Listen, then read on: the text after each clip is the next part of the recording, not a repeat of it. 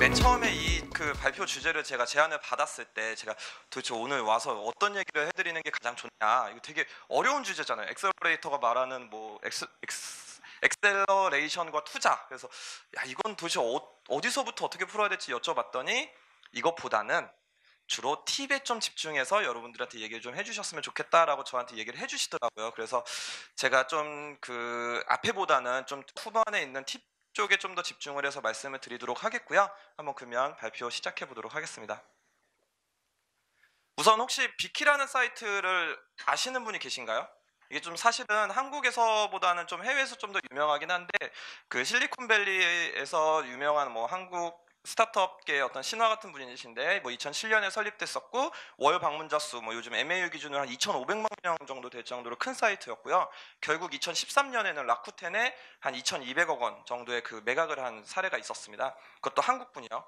근데 이게 여기까지만 보면 와, 이걸 비키라는 사이트를 설립하신 호창성 문지원 대표님은 엄청난 자산가에 진짜 정말 아무런 시련 없이 되게 성공하셨을 것 같은데, 이분이 그게 첫 창업이 아니셨어요. 실제로 이분들이 그거보다 더 이전에 한국에서 스타트업을 창업을 했었고, 뭐 여러분들한테 알려지지 않은 걸 보면 그 스타트업이 생각보다 굉장히 고난의 시련에 뭐 등등등을 겪고 잘 안 됐었고요. 그걸 이제 만회하고자 미국까지 다시 건너가서 시작을 하신 게 비키였습니다. 그래서 뭐 사실 다 성공하신 분들 보면 다 성공 사례만 나오지 그 전에 막 얼마나 힘들었는지는 잘 나오지 않잖아요. 그래서 이분들도 이거를 잘 모르시는 것 같아서 한번 말씀을 드렸었고, 그러다 보니 한국으로 돌아오셔서 지금은 이제 빙글이라는 사업도 하고 계시지만, 내가 예전에 힘들었던 것도 있었고 미국에서 건너가서 직접 사업을 해보다 보니 의외로 우리 한국에 있는 후배 친구들한테 이런 부분을 도와주고 이끌어주면 우리나라에서도 좀 더 글로벌로 진출할 수 있는 좋은 기업들이 많이 나오지 않을까라고 생각을 해서 만든 게 바로 더벤처스였는데요. 사실 이 모토를 컴퍼니 빌딩 컴퍼니라는 모토를 갖고 있는데, 이게 사실 저희가 말하는 뭐 퓨처플레이를 포함해서 엑셀러레이터라고 흔히 부르는 회사들의 대부분의 동일한 모토일 것 같아요.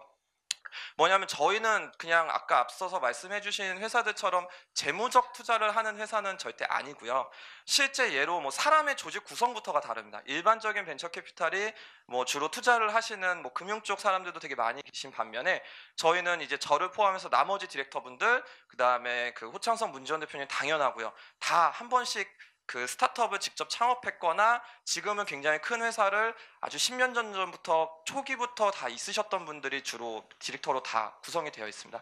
심지어 저 같은 경우도 2004년에 올블로그라는 메타 사이트를 만든 걸 시작으로 지금은 이제 옐로우 모바일에 매각을 하고, 저는 되게 오래 걸렸거든요. 매각하기까지 한 10년 정도 걸린 것 같은데, 이렇게 오랫동안 막 구질구질 힘들게 살아오면서 굳이 안 해도 될 고생들을 다 해보고 나니 우리 후배분들은 좀 이렇게는 좀 고생 안 하면서 성공하도록 좀 도와주고 싶다라는 생각이 들어서 더벤처스에 지금 합류를 해서 투자랑 그다음에 저희가 투자하는 회사들의 서포트를 좀 전문적으로 지원을 하고 있습니다. 여기까지가 좀 기본적인 소개일 것 같고요. 사실 저희가 작년에 좀 억울한 일이 있었죠. 검찰에 좀 억울한 일이 있어서 작년에는 거의 투자를 하지 못했었고요. 다행히 작년에 법원에서는 저희 완전 무죄로 손을 들어주셔서 올해 초부터 투자를 해서, 아직 언론에 공개는 안 됐지만 올해만 벌써 6개로 투자했고 총 한 40개 정도 투자를 했었고요. 비율은 아까 황 대표님께서 말씀해 주신 거랑 비슷하네요. 저희도 40개 중에 한 6개 정도 엑시 사례가 있는데, 사실 뭐 세리시나 파킹스퀘어 같은 경우는 너무 잘 알려져 있어서 저희가 엑시 사례로 많이 이미 보도자료도 나갔지만, 아직 저희가 미공개되어 있는 4개 정도 회사까지 포함해서 한 6개를 M&A 하거나 엑시 시켰다는 얘기를 좀 드리고 싶고요. 사실 여기까지만 보면 저희가 기존의 엑셀러레이터라고 하면 뭐 다들 뻔한 생각들을 하실 것 같아요. 뭐 예를 들면 뭐 개발을 지원해주나, 아니면 뭐 사업 계획서를 쓰게 해줘, 아니면 투자 유치에 도움을 줄까, 아니면 뭐 사람을 뭐 넣어주나부터 시작해서 되게 다양한 얘기들을 많이 하시고, 실제 여러분들이 상상하시는 것만큼의 지원들을 굉장히 해나갑니다. 아까 앞장에서 잠깐 제가 빼먹고 지나갔었는데, 저희는 단순히 투자를 하는 게 아니고, 투자하면 그 투자에 저희가 한 명의 코파운더처럼 같이 일을 해요. 그러다 보니까 같이 일을 하면서 투자자분들하고 호흡을 맞추다 보니 여러 가지 이제 지원을 했던 사례들이 있는데, 그 중에서 좀 이거는 조금 드물다. 이런 것도 과연 엑셀러레이터가 해주나 싶었던 사례에 대해서 좀 몇 개 정도만 좀 설명을 드릴까 합니다. 헤이딜러라는 서비스는 다들 아시죠?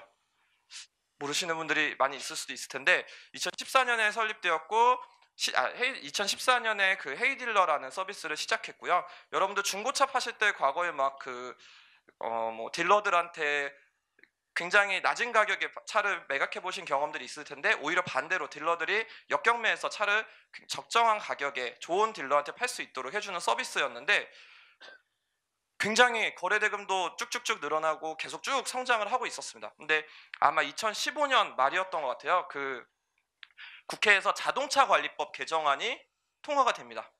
그래서 사실은 계속 거래량도 늘어나고 실제로 비하인드 스토리지만 그때 투자를 거의 시리즈 A 투자를 논의하고 있었던 VC도 있었는데 여기는 만약에 저 법안이 통과가 되면 이런 류의 사업들이 전부 다 불법이 되고 있는 상황이었거든요. 그래서 설마 저 가결이 되겠느냐, 그렇지 않을 거니까 좀만 기다려달라고 저희가 얘기를 했었는데 안타깝게도 저 법안은 통과가 됐고 하루아침에 이제 헤이딜러 같은 류의 비슷한 회사들 다 불법이 되어버리는 상황에 처했었어요.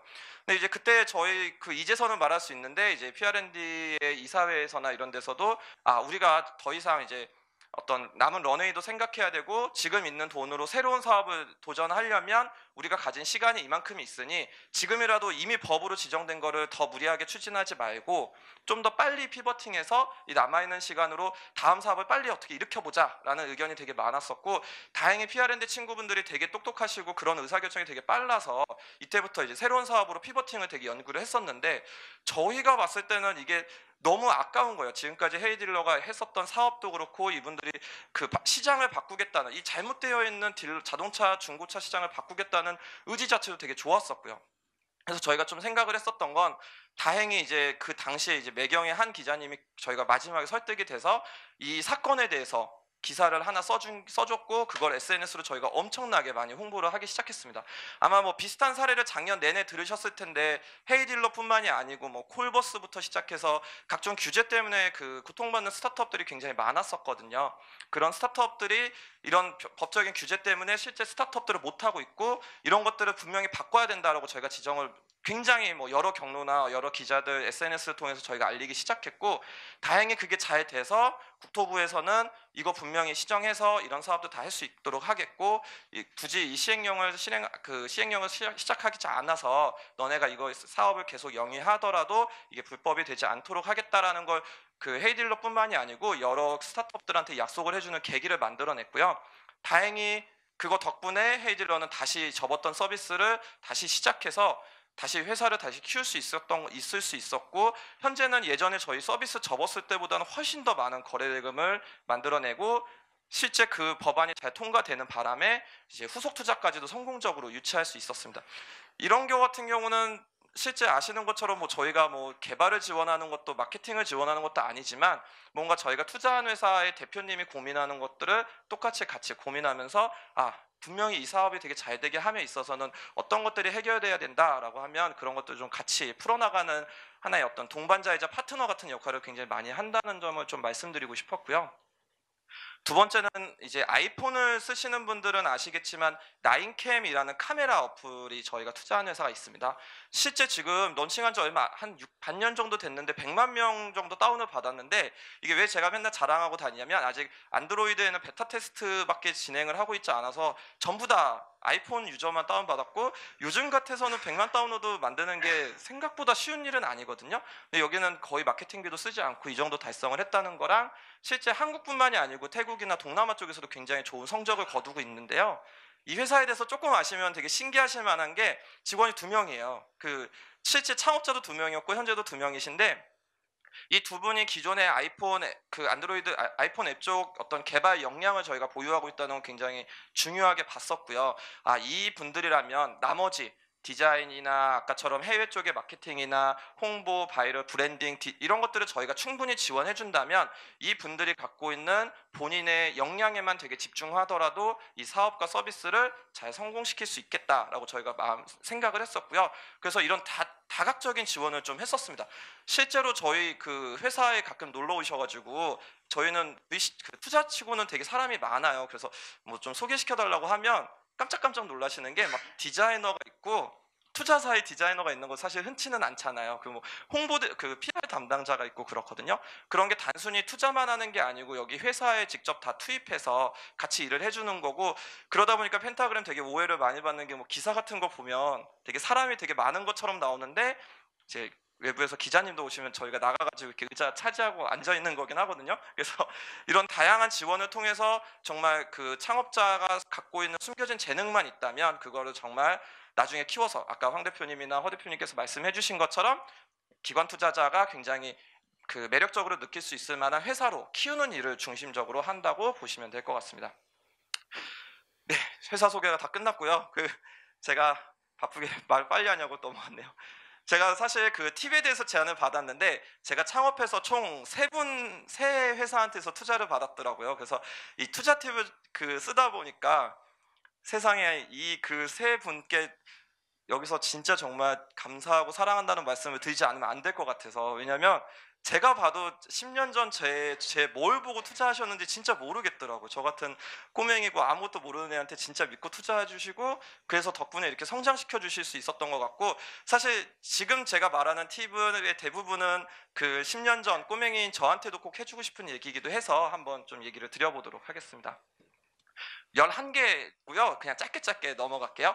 우선 제가 이제 투자업계에 온 지 2년이 조금 안 됐거든요. 그러다 보니까 아직도 잘 모르긴 합니다만 이 얘기 진짜 정말 제가 투자업계로 갔다는 얘기 듣자마자 항상 하는 얘기가 있어요. 뭐 술자리를 가든 사람들을 만나도 막 아이템에 대해서 설명을 해주면서 이거는 이 아이템은 성공할 것 같나? 라고 물어보는 경우가 진짜 정말 한 70% 이상 되는데, 정말 저희가 투자 결정할 때 아이템 보고 투자 결정을 할 수가 없습니다. 물론 아이템도 투자 의사결정에 되게 중요한 척도인데 아이템만 갖고 그 사업이 진짜 잘 될 줄 안다? 혹시 여기 계시면 아까 황 대표님께서 말씀해 주신 그 그래프를 전부 다 없애버리고 투자 성공 1위로 할 수 있을 정도니까 바로 엔젤 투자를 하시면 되게 좋을 것 같고요. 그래서 아이템만으로 저희가 절대 투자를 검토할 수는 없고요. 저희한테 투자 제안을 해주실 때는 이 KPI랑 투자 계획 같은 게 굉장히 중요한데요. 제가 이거는 되게 잘 된 저희 투자사 사례인데 숫자는 좀 지우고 말씀드렸습니다만, 저희한테 이제 IR을 하기 위해서 오세요. 그래서 사업에 대해서 얘기를 하십니다. 그럼 저희가 향후 어떻게 사업을 진행할지, 어떤 목표를 세울지 진행하면 향후 3개월 동안 엄청난 마케팅, 그것도 페북에 소셜 마케팅을 하여 우리 회사의 10배를 성장시키겠습니다 라고 얘기하세요. 그럼 저희는 되게 당황스럽습니다. 사실은 이 회사가 어떤 목표를 갖고 매달 어떤 지표를 되게 중요하게 보면서 그걸 키워나가겠다는데요. 그렇게 말하는 사람이 있는 반면, 예를 들어서 저희가 기존의 과거에 페북에다가 돈이 별로 없기 때문에 15만 원 정도를 태웠었고 유저 전환 비용으로 우리가 실제 한국에서는 한 300원 정도를 했으나 이게 다행히 태국에서는 저희가 조금 다른 이러이러한 방법을 썼더니 그걸 15원까지 낮출 수 있었습니다. 현재 지금 저희가 만약에 투자를 받지 못하고 있어서 한 300만 원 정도를 태국이나 동남아 쪽에 써서 지표를 더 끌어올리려고 하고 있는데, 여기서의 노하우를 가지고 한국에서도 유저 획득 비용 200원, 150원까지 낮출 수도 있을 것 같습니다. 그렇기 때문에 거기에 투자할 이만큼의 비용이 지금 필요한 겁니다 라고 얘기하는 분과 아까 전자랑은 아마 여러분이 들으셔도 당연히 다 후자를 투자하실 것 같아요. 근데 투자자를 만드실 때 그렇게 좀 더 깊게 고민하고 오신 분들이 조금 없는 것 같아서 이런 KPI나 좀 구체적인 투자 계획 같은 걸 많이 세우고 오시는 게 굉장히 좋다라는 말씀 드리고요. 그다음에 이게 저희한테 사업 계획서를 이제 굉장히 많이 보내주시는데 헷갈리시는 게 있는 게 IR 자료라고 하니까 여러분이 헷갈리시는 것 같은데 사업 소개서를 보내시는 게 아니고요. 그다음에 아이템 소개서도 절대 아니고 영업용 제안서를 보내시는 것도 절대 아닙니다. 실제 제가 이렇게 써놓고 여기 계신 분들도 다 이렇게 사업계획서 보내는 사람이 있겠어라고 하지만 정말 되게 대부분의 분들이 다 이렇게 보내시는 건데요. 그러면 도대체 이 저희한테 보내는 문서의 목적 자체를 되게 생각하고 보내시면 되세요. 저희가 딱 그 문서를 보고 사업에 대해서 공부를 하더라도 이 사업 되게 잘 되겠는데 아까 황 대표님이 말씀하신 것처럼 1,000억 가겠다. 이 사업은 진짜 지금 투자 안 하면 안 되겠네라고 투자자로부터 투자를 설득하는 게 이 문서의 목적이라는 점을 꼭 아셨으면 좋겠고요. 근데 설득을 하려면 아이템 너무 좋아요로 설득되는 건 아니고요. 아까처럼 사업 계획이 굉장히 나와 있어야 됩니다. 여러분 진짜 정말 주의하셔야 될 게 사업 소개랑 계획은 되게 달라요. 그래서 지금 저희가 투자하는 유치에서의 현황은 이렇고 우리가 과연 어떤 부분에 어떻게 전략적으로 계속 투자하면서 회사를 10배 이상으로 성공시키겠다라는 전체적인 앞으로의 회사에 대한 계획이 좀 들어가 있는 게 되게 중요하고요. 그래서 그 다음에 되게 중요한 것 중 하나가 투자 제안서잖아요. 근데 투자 제안서에 투자에 대한 제한이 없는 경우가 되게 대부분이에요.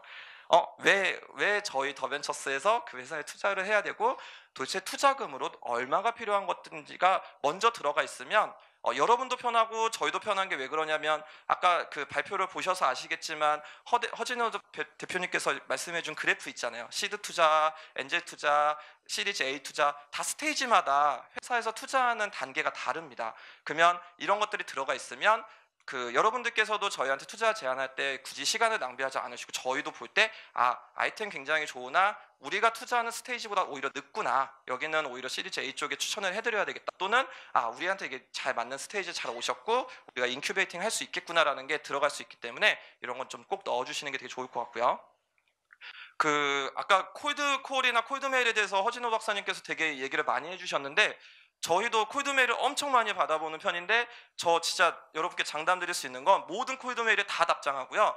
혹시나 거기다 제가 답장했음에도 불구하고 전화 달라고 하시는 분한테 전화도 정말 열심히 드리고 진짜 다 읽어봅니다. 왜냐하면 제가 그걸 읽어볼 수밖에 없는 게 저도 되게 똑똑하지가 못해가지고 사업에 똑똑하지 못한데 사업 하나하나를 다 이해하고 평가하는데 얼마나 오래 걸리겠어요. 그래서 되게 꼼꼼히 읽어보는 편인데 대신 여기 메일을 보면서 가끔 드는 생각이 좀 있는 게 너무 콜드메일을 쓰시는 어떤 매너나 이런 거에서 조금만 바꾸시면 더 좋은 기회를 찾으실 수 있을 것 같아요. 제가 본 사례 중에는 되게 많은 분들이 예를 들면 더벤처스부터 시작해서 한 10개 VC에 투자 제안서를 보내고 싶으실 때 수신인의 10개 회사를 다 넣어서 보내시는 경우 없으실 것 같죠? 굉장히 많아요. 네, 네.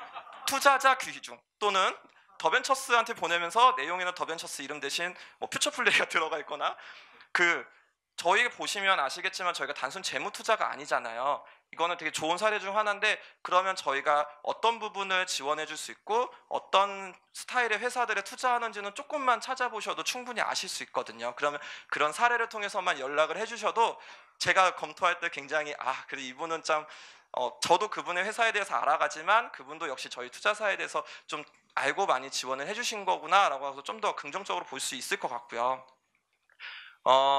되게 대표님을 직접 만났을 때 되게 많이 물어보는 건데 사실 되게 비슷한데요. 무엇에 집중하면 성공할 수 있는지를 아느냐, 이것도 사실 되게 문장이 어려워서 그렇지 되게 쉬워요. 제가 예를 들면 대표님께서 오셔서 지금 이번 달 매출은 1,000만 원 정도 날 수 있을 것 같습니다 라고 물어보면 제가 되게 종종 자주 하는 질문이 네, 그러면 저희가 2,000만 원 띄우려면 지금 당장 뭘 하면 되죠? 라고 물어봅니다. 왜냐하면 그게 사실 모든 창업하는 분들이 머릿속에 저도 그랬지만 아침에 일어나서 화장실 가서 샤워할 때 내내 생각나는 질문 중 하나거든요. 지난달에 매출 3천 했는데 이번에 어떻게 하면 4천만 되지? 어떻게 뭘 바꿔야 되지? 라는 본질적인 질문인데 굉장히 잘 된 사례랑 조금 아쉬운 사례, 잘못된 사례를 먼저 말씀드리면 어떻게 2천만 되죠? 그러면 아까처럼 마케팅 더 하고 뭐 하면 됩니다가 있고, 두 번째처럼 정말 구체적인 사례랑 우리가 그래서 뭐에 되게 집중하면 이걸 충분히 언제 안에 키워낼 수 있습니다라는 걸 대표님이 어느 정도 그 사업에 대해서 깊게 생각해봤다는 걸 저희가 보고 싶은 거예요. 왜냐하면 그냥 지금 당장 매출 2배 눌리는 건 잘 모르겠지만 향후 10년 안에 우리가 10조 기업이 될 건 분명합니다라는 답변은 정말 10조 안에 만들 수 없는 회사에 좀 가까운 것 같고요. 가장 단기적으로 우리 회사가 지금 고민해야 되는 게 무엇인지 알고 있고 그거를 바꾸는데 과연 뭐가 필요한지를 알고 있느냐를 되게 많이 저희 투자자분들이 많이 보신다는 걸 좀 말씀드리고 싶고요. 7번째는 이거는 그냥 간단하게 넘어갈게요. 왜냐하면 저희가 이걸 되게 항상 물어보는데 되게 심플하잖아요. 회사 가치 얼마로 지금 인정받고 싶으세요? 월 얼마 쓰세요?